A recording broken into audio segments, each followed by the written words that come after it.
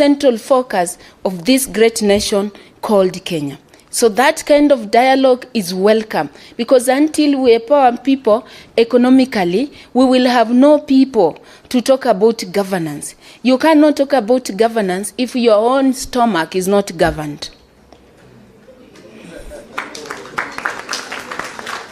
Are we there? So finally, what opportunities do we have in a minute? Because it's critical. The opportunity we have is that we welcome all the stakeholders.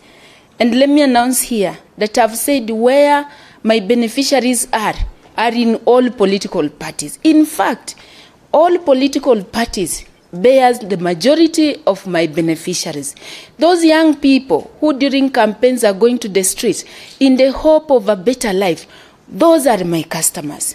Those are the people that I want to come and sit down with ODM, sit down with UDA, sit down and see how we can now politically mobilize them and organize them economically. See how we can give them financing, see how we can direct them to where market is, so that at the end of the day, we start now being agents of economic development. The second bit you're doing is seeing how can we unlock access to financing. And I cannot finish without saying this, that the challenge that we have is that majority of our population were unbanked. If you are unbanked, it means you have no capacity even to walk to a bank and get credit. If you are unbanked, it means you have no social capital that can go there and become your guarantor. We introduced Hustler Fund to help correct that market failure. And a lot of us in this room could be asking, tell us, yesterday His Excellency President Ruto announced that we had a borrower who has transacted 814 times to the cumulative tune of 4.5 million. It is true. It is true. And I can confirm it is true, because I have numbers, I have statistics, and they don't lie. Why is this true? Let me give you this synopsis so that, and I will end after explaining that.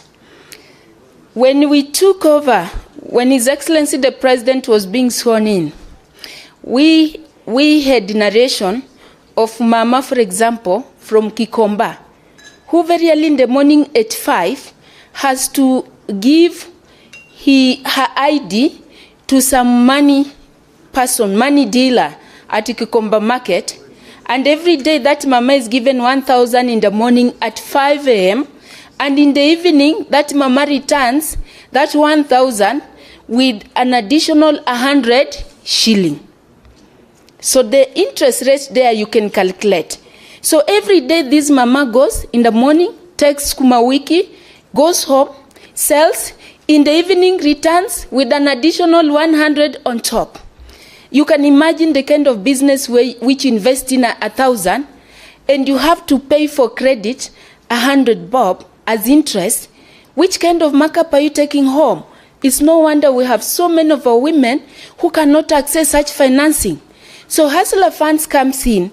This Mama can now borrow 1,000 bob in the morning, goes and buys the Skuma Wiki, goes and sells, and has 14 days to repay at 8% interest rates.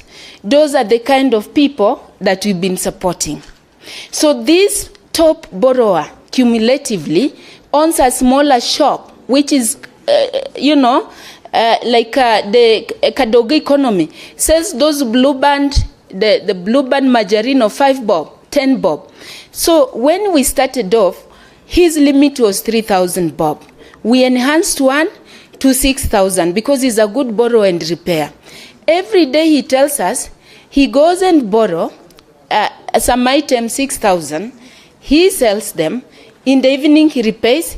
In the morning he does the same. In fact, he was telling us he has been using Hustler Fund money to bring in sugar. A sack of sugar, according to him, was costing 9,000. So every morning he borrows 6,000. He adds 3,000.